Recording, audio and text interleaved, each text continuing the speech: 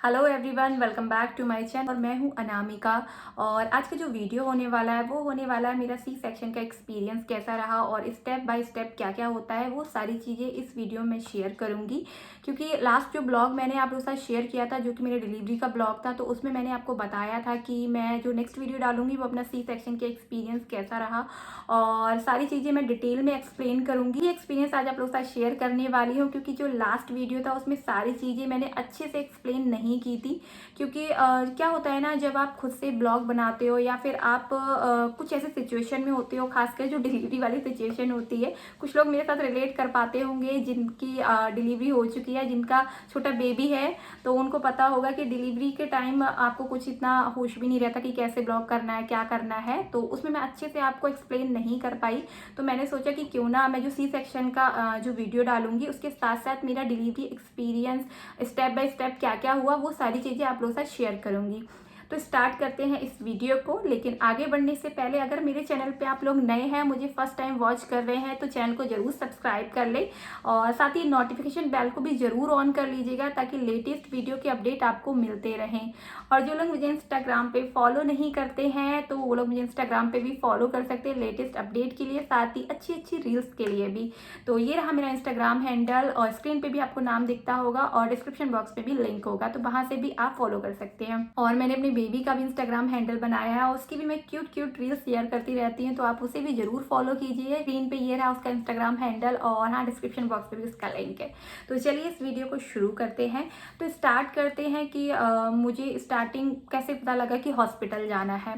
तो ये बात है करीब सुबह की मिड मतलब आफ्टरनून की समझ सकते हो, 12 बजे, 11 के 12 के बीच की बात है। मैंने मॉर्निंग में ब्रेकफास्ट किया था, नॉर्मल जो सभी करते हैं। तो मैंने ब्रेकफास्ट करने के बाद हम लोग सब लोग आग ताप रहे थे। मेरे बेबी का जो बर्थ हुआ था वो सर्दियों में होता है, जैन का बर्थ है उसका, तो उस टाइम सभी लोग आग सेक रहे थे और तभी मुझे कुछ मतलब थोड़ा सा अलग फील हुआ और मुझे लगा कि कुछ तो ऐसा है कि कुछ बैड बैड मुझे लग रहा है। तो जैसे ही मैं वॉशरूम में उसको चेक करने गई तो वहाँ पर मेरा वाटर बैग लीक हो चुका था और ड्रॉप्स आने लगे थे। इनफैक्ट कुछ टाइम बाद ड्रॉप्स की जगह ज़्यादा अमाउंट में वाटर से आने लगा था। तो मैं समझ गई थी कि वाटर बैग लीक हो चुका है और यही टाइम है हॉस्पिटल जाने का। कुछ बैग मैंने तैयार कर रखा था, अपना हॉस्पिटल बैग पहले से ही आप लोग साथ शेयर करने वाली थी। लास्ट वीडियो में शायद मैंने बताया हुआ कि हॉस्पिटल बैग मैं शेयर नहीं कर पाई, बट मैंने प्रिपेयर करके रख लिया था और सोचा था कि जल्दी आप लोग साथ शेयर करूंगी, बट मैं शेयर नहीं कर पाई। और लास्ट वीडियो मैंने ये भी बताया था कि मैं शेयर क्यों नहीं कर पाई। तो गाइस क्या हुआ, मेरे बेबी का जो बर्थ है वो 8 मंथ कुछ डेज में हुआ था और मैं मतलब अंदाज़ा लगा के बैठी थी कि 9 मंथ में होगा, बट ये कुछ जल्दी आ गया, 8 महीने कुछ दिन में आ गया था। तो इसीलिए काफ़ी सारे वीडियोस भी मेरे पेंडिंग में रह गया, like hospital bag, baby bag और भी कई सारे वीडियोस थे जो मुझे शूट करने थे और मैं नहीं कर पाई। तो खैर मैं हॉस्पिटल बैग का वीडियो फिर भी आप लोग के साथ शेयर कर दूंगी अगर हो पाया तो। और फिर उसके बाद क्या होता है ना, जब वाटर बैग लीक कर जाता है तो मन में क्योंकि मेरा फर्स्ट बेबी है तो मन में एक हड़बड़ी सी हो जाती है कि भाई फटाफट हॉस्पिटल जाना है। इसीलिए उस टाइम की क्लिप आप लोगों को देखने को नहीं मिली होगी क्योंकि लग रहा था कि पहले डॉक्टर को दिखा देते हैं, कोई प्रॉब्लम ना हो जाए। क्योंकि 8 मंथ में एक तो मेरा बेबी आने वाला था, वाटर बैग लीक कर चुका था और कोई दिक्कत ना हो जाए। तो हम लोगों ने फटाफट अपना सामान लिया और हम लोग हॉस्पिटल के लिए निकल गए। मैं जैसे ही हॉस्पिटल पहुंची और फिर जैसे ही डॉक्टर्स के पास में गई तो उन्होंने मुझे चेक किया, मतलब इंटरनली चेक किया उन्होंने बताया था कि बेबी आने का स्पेस जो है वो बन चुका है और ये टाइम है बेबी आने का और वाटर बैग आपका लीक कर चुका है क्यों, और ये टाइम है आपके एडमिट होने का। तो हम पहले सोच के गए थे कि एडमिट तो होना ही है क्योंकि वाटर बैग लीक कर चुका है, मम्मी है, इतनी सारे लोग होते हैं घर में, तो इतना तो अंदाज़ा हो ही जाता है और बता ही देते हैं कि इसके बाद आप घर में नहीं रुक सकते, आपको एडमिट होना ही होना है। तो हम उसके बाद एडमिट हो गए, डॉक्टर ने बोला एडमिट हो जाओ। तो फिर मैं जैसे ही एडमिट हुई उसके बाद का आपने वीडियो भी देखा होगा और हो गया तो हो पाएगा तो मैं यहाँ क्लिप लगा दूंगी, वरना आप मेरा लास्ट वीडियो देखोगे तो समझ जाओगे। उसका लिंक मैं डिस्क्रिप्शन बॉक्स में दे दूंगी, तो वहाँ से चेक कर लेना। तो जब वैसे ही मैं एडमिट हुई, देन अगला जो स्टेप था वो था ड्रिप वगैरह मुझे लगाई गई थी, कैथ लगाई गई थी और ग्लूकोज चढ़ना स्टार्ट हो गया था। तो मेरी पूरी जो प्रेगनेंसी है उसमें मैंने कभी भी स्वेटर नहीं पहना, बस हॉस्पिटल विजिट के टाइम मैंने स्वेटर डाला था क्योंकि बाहर निकलती थी। पूरी प्रेगनेंसी में मैंने स्वेटर नहीं पहना, जबकि मेरी प्रेगनेंसी ठंड में ही निकली है। मुझे बहुत ज़्यादा गर्मी लगती थी और जैसे ही मेरी डिलीवरी का डे आया, जिस दिन मेरी डिलीवरी होनी थी, उस दिन मुझे इतनी ज़्यादा ठंड मुझे लगने लगी। जब ग्लूकोज लगने से पहले ही मुझे ठंड लगने लगी, पता नहीं क्यों, मुझे समझ नहीं आया। और फिर जब ग्लूकोज लगा तो वो भी हल्का सा गर्म करके जो बॉटल्स होती हैं वो मुझे लगाई गई, क्योंकि मुझे बहुत ज़्यादा ठंड हो रही थी।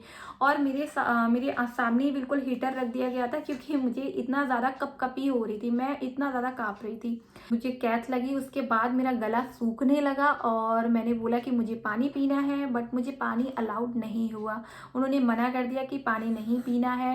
तो जैसे ही मुझे बॉटल लगी, हाथ में ड्रिप लगी, देन उसके बाद अगला जो स्टेप आया था वो आया था मैं उसको शायद बता नहीं पाऊँ कि क्या है, क्या बोलते हैं उसे, मैं बोल नहीं पा रही हूँ उसे क्या बोल रहे हैं। आपका तुरंत ही मतलब आपको वॉशरूम आ जाए, उसे क्या बोलते हैं, मुझे याद नहीं रहा उसका नाम क्या था, मैं अभी भूल रही हूँ। अगर हो पाएगा तो मुझे याद आ जाएगा तो मैं यहाँ पर स्क्रीन पे मेंशन कर दूँगी। तो वो मुझे लगा, उसके बाद वो लगने के बाद मैं वॉशरूम गई। और जहाँ तक मुझे लगता है, क्योंकि उस टाइम मेरा डिसाइडेड नहीं था सीज़र ही होगा, तो ये नॉर्मल सीज़र दोनों में ही ये प्रोसेस फॉलो होता होगा। कैथ तो मुझे पहले ही लग चुकी थी। देन जो अगला स्टेप आता है, डॉक्टर बार बार चेक कर रही थी, बच्चे की हार्ट बीट चेक कर रही थी कि बच्चे की हार्ट बीट ठीक है, क्योंकि वाटर बैग लीक कर चुका था, और बाकी सारी चीज़ें चेक कर रही थी। अगला जो स्टेप, जब नेक्स्ट बार मुझे डॉक्टर देखने आई, जब मैं एडमिट हो चुकी थी, तो उन्होंने देख के बताया कि डिलीवरी का डे आज नहीं है, इसको 16-17 घंटे लगेंगे डिलीवरी होने में, आपको 16-17 घंटे लगेंगे। क्योंकि मेरा एक तो शायद 8 महीने का था, और दूसरी चीज़, मेरी जब अर्ली डिलीवरी हो रही थी तो शायद पेन भी एक्सट्रीम होते मुझे, और मुझे इंड्यूस किया जाता, क्योंकि उस टाइम तक मुझे पेन हुए ही नहीं थे, मेरा सिर्फ वाटर बैग लीक किया था, पेन मुझे स्टार्ट नहीं हुए थे तब तक। तो ऑब्वियस सी बात है कि मुझे इंड्यूस किया जाता, और इंड्यूस पेन ज़्यादा पेनफुल होते हैं, ये बात तो सभी जानते हैं। तो उस टाइम क्या होता है, जब बताया गया कि 16 से 17 घंटे आपको लगेंगे और वाटर बैग ऑलरेडी लीक कर चुका है, और तभी आपके नॉर्मल डिलीवरी के चांसेस हैं। मतलब डॉक्टर ने बोला था मुझे कि नॉर्मल डिलीवरी के चांसेस हैं, बट टाइम ज़्यादा लगेगा, आज डिलीवरी नहीं होगी, सेकेंड डे होगी। तो जैसे ही ये बात हमने सुनी, एक्चुअली मैंने तो सुनी भी नहीं थी, मेरे हस्बैंड ने सुनी, तभी डिसाइड हो चुका था कि भाई अब हम लोग सीज़र की तरफ जाते हैं, इतना लंबा वेट हमें नहीं करना है, क्योंकि मन में बहुत सारे डर होते हैं। हालांकि डॉक्टर ने बोला था कि सब कुछ सही से होगा, लेकिन मन में कई सारे डर होते हैं। जैसे कि आजकल मैंने बहुत सुना है, काफ़ी सारे रिलेटिव हैं उनके बारे में भी मैंने सुना है कि बच्चे ने पॉटी कर दी, उसका गंदा पानी उसके मुंह में चला गया, कुछ दिक्कत हो गई, बहुत सारी चीज़ें मन में ये ऐसे ख्याल आते हैं। तो जब आप माँ बनते हो तो आप सोचते हो, जब 9 महीने मैंने अपने बच्चे को अपने पेट में रखा है, तो वो मेरे हाथों में सही सलामत आए। तो वही चीज़ हमने डिसाइड की कि हमें सीज़र की तरफ जाना है, और हमने डिसाइड तुरंत ही कर लिया था। देन जो अगला स्टेप आया था मेरा, वो था कि शेविंग करने का, और ये सीज़र में ही होता है, जहाँ तक मुझे पता है सीज़र में ही होता है, क्योंकि स्टिचेस लगते हैं, तो वो जहाँ स्टिचेस लगते हैं वो एरिया आपको क्लीन करना होता है, वहाँ अगर हेयर होते हैं, क्योंकि पट्टी भी लगती है, वो हेयर खींचेंगे शायद इसलिए। तो उसके बाद जो अगला स्टेप था वो था मेरा सेविंग। यहाँ एक चीज़ मैं और मेंशन कर दूँ, खाने के लिए भी पूछा जब मेरा ऑपरेशन डिसाइड हुआ कि आपने कितनी देर पहले मील लिया है, तो मैंने बताया कि मैंने मॉर्निंग में ब्रेकफास्ट ही किया है, उसके बाद मैंने कुछ भी नहीं खाया है। तो ऑपरेशन होने से पहले इतना टाइम भी मेरे मील को हो चुका था जो ईजिली ऑपरेशन हो जाए, और पानी मुझे अलाउड नहीं किया गया था। मुझे इतनी ज़्यादा भयानक वाली प्यास लगी थी ना, बट मैं पानी नहीं पी पाई थी, और मुझे प्रिपेयर किया गया और मुझे चेंज कराया गया हॉस्पिटल गाउन के लिए। और ये प्रोसेस में बहुत ज़्यादा टाइम नहीं लगा, बहुत ही फास्ट प्रोसेस चल रहा था। मैं हॉस्पिटल के एक्सपीरियंस भी आप लोगों के साथ अगली वीडियो में ज़रूर शेयर करूँगी कि मुझे कैसा लगा हॉस्पिटल, और जो लोग भी बरेली में हैं वो हॉस्पिटल में जाएँ या नहीं जाएँ, वो चीज़ मैं ज़रूर शेयर करूँगी। और मेरी स्माइल देखिए कुछ लोग समझ भी गए होंगे कि मैं हॉस्पिटल से बहुत ज़्यादा खुश हूँ। हाँ, मैं खुश हूँ। एक्सपीरियंस भी शेयर करूँगी कि मैं कौन कौन लोग मुझे बहुत अच्छे लगे थे, और वहाँ पर क्या क्या मुझे सारी चीज़ें एक्सपीरियंस हुई, वो चीज़ें अगली वीडियो में शेयर करूँगी। तो अभी मेरा जो शेविंग था वो कंप्लीट हो चुका था और अगला जो स्टेप था वो था ऑपरेशन थिएटर में जाने का। मैं जाने से पहले भी बहुत ज़्यादा डर रही थी, बहुत ज़्यादा परेशान थी कि भाई क्या होगा, क्योंकि कभी ऑपरेशन थिएटर में गए ही नहीं, कभी देखा नहीं कि मतलब कैसा होगा। टीवी में देखा है, मूवीज़ में देखा है कि ऑपरेशन थिएटर कैसा था, ऊपर से लाइट पड़ती है और बाकी सारी चीज़ें। तो मैं जब गई जैसे ही ऑपरेशन थिएटर में, ज़्यादा टाइम नहीं लगा, मुश्किल से 1 घंटे, 1 डेढ़ 2 घंटे का प्रोसेस होगा। मतलब मैं एडमिट हुई थी तब से बता रही हूँ, क्योंकि कुछ देर वेट भी किया था हमने। लेकिन जो ऑपरेशन है उसमें ज़्यादा टाइम नहीं लगता, मैक्सिमम हाफ एन आवर लगता है, जहाँ तक मुझे याद है। आधा घंटा लगा था, ज़्यादा टाइम नहीं लगता, बेबी आपके हाथ में आ जाता है। फिर जब मैं जैसे ही मैं ऑपरेशन थिएटर में शेविंग के बाद पहुंची, वहाँ पर अगला जो स्टेप था वो था एनेस्थीसिया का। तो एनेस्थीसिया के डॉक्टर अलग से होते हैं, वो जो एनेस्थीसिया आपके बैक बोन में देते हैं। एनेस्थीसिया के टाइम भी वो लगातार, मतलब मेरे पूरे ऑपरेशन जब तक हुआ था, वो एनेस्थीसिया वाले जो डॉक्टर थे वो वहीं पर थी उसी टाइम, ताकि कोई दिक्कत तो नहीं हो रही है। तो जैसे ही मुझे एनेस्थीसिया लगा तो मेरे पैर जो थे ना, पैर से कमर के नीचे का हिस्सा वो सुन्न पड़ने लगा। मतलब ऐसा लगा कि वो हिस्सा है ही नहीं मेरी बॉडी में, मुझे पता ही नहीं चल रहा है कि वो हिस्सा मेरे अंदर मेरी बॉडी में है या नहीं है। उन्होंने पूछा कि आप अपना पैर हिलाओ, तो जब उन्हें तुरंत लगाने के बाद पूछा तो पैर हिलाओ, तो मैं हिला पा रही थी। उसके करीब थोड़ी देर बाद, थोड़ी देर क्या, कुछ सेकंड बाद उन्होंने पूछा कि अभी देखो आप पैर हिला पा रहे हो। तो मुझे लगा कि एकदम गायब हो गया, मैं इतनी ही हूँ, नीचे कुछ है ही नहीं कमर से नीचे। तो और मेरा जो लोअर बॉडी था पूरी तरीके से सुन्न हो चुका था। अगला जो स्टेप आता है वो आता है ऑपरेशन करने का। मेरे ऊपर कुछ रख दिया गया था, वो आपने मेरी लास्ट वीडियो के फोटो में देखा होगा, ग्रीन कलर का कुछ रख दिया गया था। मैं अपना ऑपरेशन देख नहीं पा रही थी, बट हाँ चीज़ें सुन पा रही थी।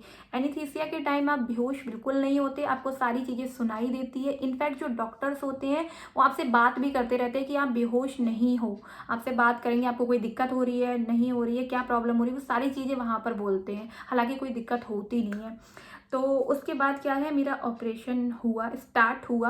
और तभी उसी टाइम जो बच्चों के डॉक्टर होते हैं वो भी वहाँ पर थे। मुझे नहीं पता और हॉस्पिटल्स में आते हैं कि नहीं आते हैं, लेकिन जहाँ मेरा ऑपरेशन हुआ था, जो हॉस्पिटल मैंने चूज़ किया था, तो वहाँ पर एनेस्थीसिया के डॉक्टर, मेरी गायनो और साथ ही जो बच्चों के डॉक्टर होते हैं वो भी वहाँ पर थे, ताकि बच्चे को अगर कोई प्रॉब्लम हो तो वो मतलब तुरंत ही चेक कर पाएँ कि बच्चा पूरी तरीके से ठीक है नहीं है, क्या प्रॉब्लम, वो सारी चीज़ें। मेरा ऑपरेशन स्टार्ट हुआ और इस ऑपरेशन के बीच में मुझे थोड़ा सा ब्रीदिंग इशू हुआ था, जो कि मैंने बोला था जो डॉक्टर वहाँ पर थी, मैंने कहा मुझे हल्का सा ब्रीदिंग इशू है। शायद उसी के बाद मुझे जो मास्क है, आपने देखा होगा फोटो में, वो पहनाया गया था और मुझसे लगातार पूछा जा रहा था कि मतलब कुछ आप फील कर पा रहे हो, नहीं कर पा रहे हो।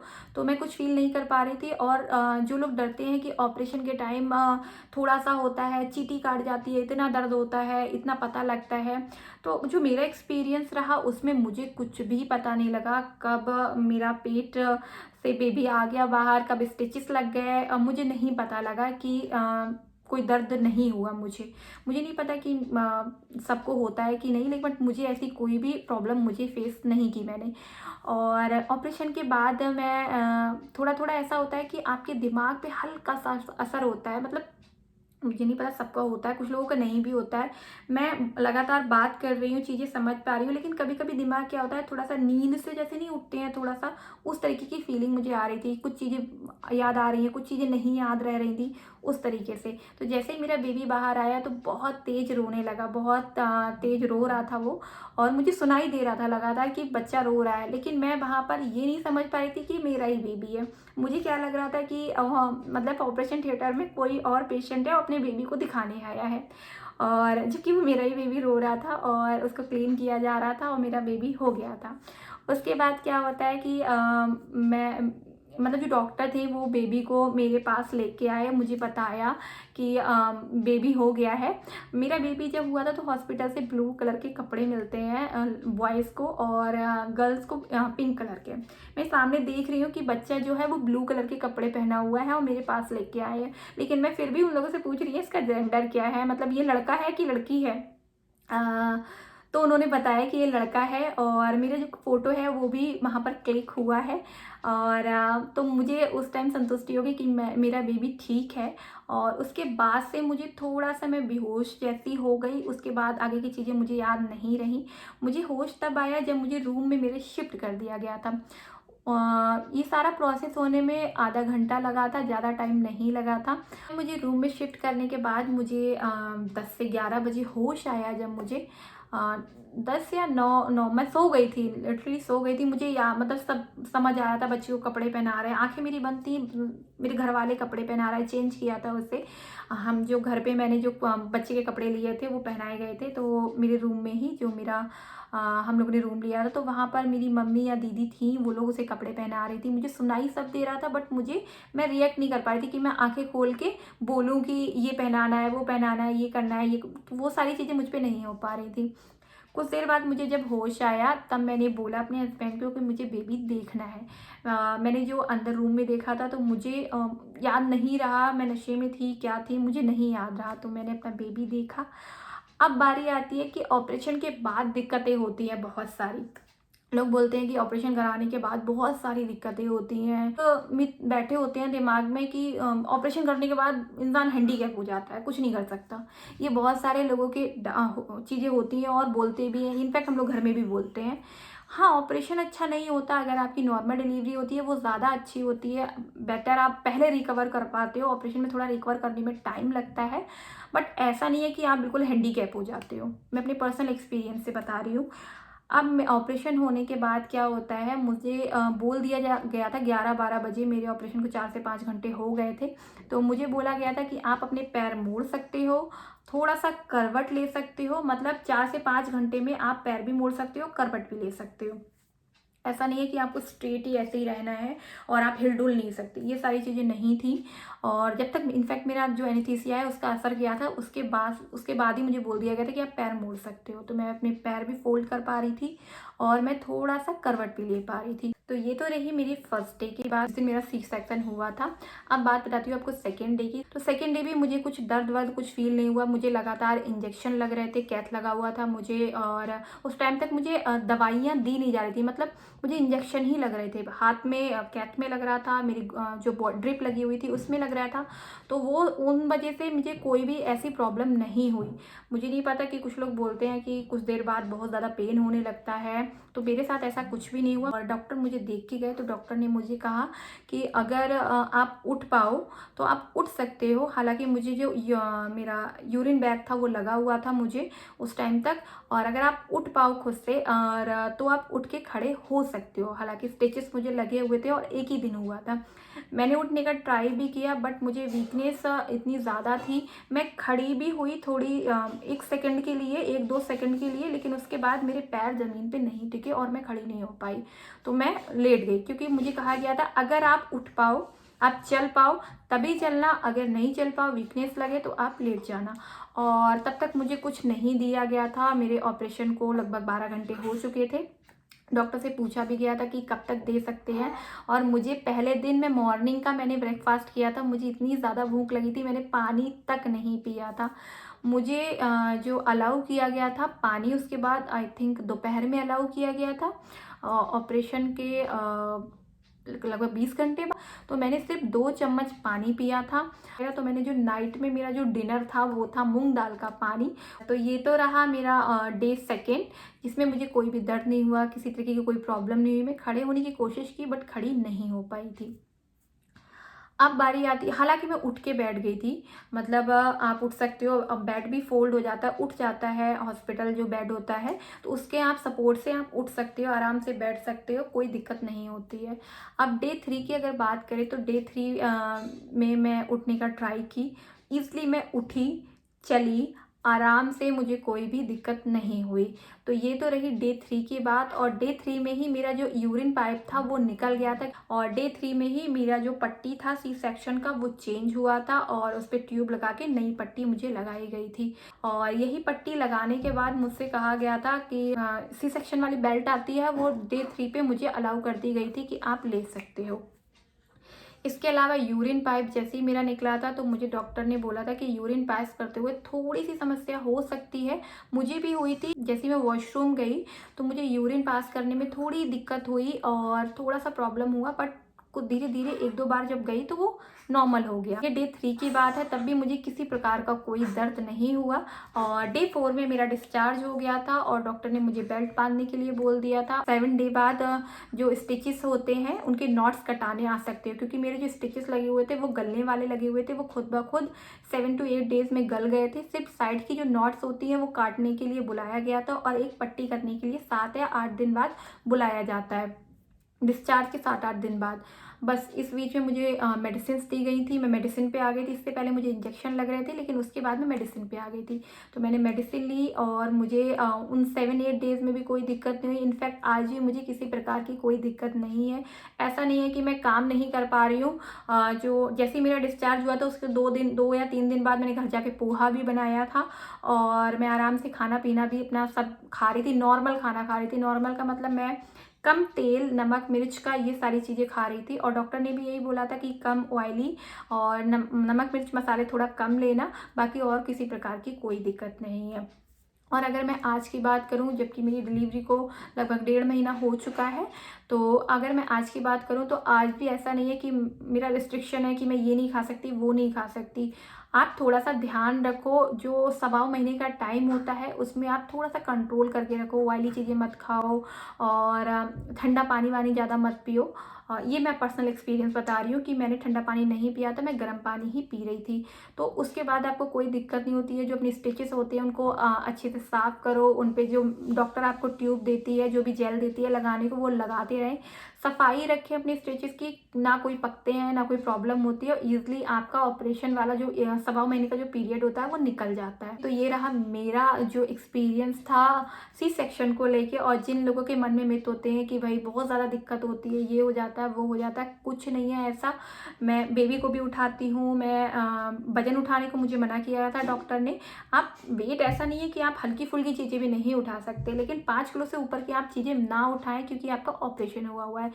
ये रिस्ट्रिक्शन भी बस 3 महीने तक आपका रहता है। 3 महीने तक 3 महीने बाद अपने डॉक्टर से कंसल्ट करके आप नॉर्मल अपना रूटीन कर सकते हो। अगर आपको जिम जाना है तो आप जिम भी जा सकते हो, अपना एक्सरसाइज करनी है, एक्सरसाइज भी कर सकते हो 3 मंथ के बाद। इनफैक्ट मेरी डिलीवरी को अभी 3 मंथ नहीं हुए हैं, बट मैं जैसे ही मैं एक्सरसाइज अपना थोड़ा वेट लूज़ करने की तरफ आगे बढ़ूँगी, तो मैं एक बार डॉक्टर से ज़रूर कंसल्ट कर लूँगी कि अभी मैं हल्का-फुल्का वेट उठा सकती हूँ। आई होप ये वीडियो आपके लिए हेल्पफुल रहा होगा। तो अगर हेल्पफुल रहा हो तो कमेंट सेक्शन में ज़रूर बताइएगा और वीडियो को लाइक करके जाइएगा।